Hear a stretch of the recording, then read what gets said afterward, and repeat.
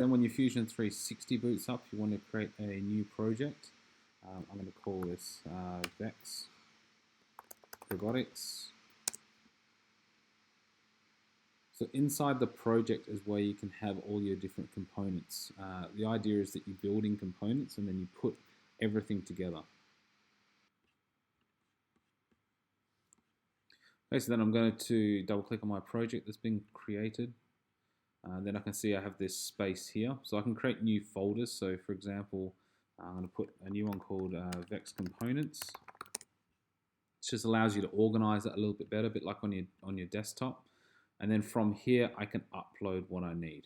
Okay, so I can drag and drop them, or I can select the files. So if I go to select files, I'll go to my downloads, I'll find my Fusion components.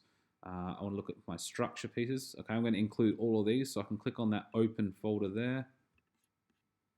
Okay, inside here, all my angles.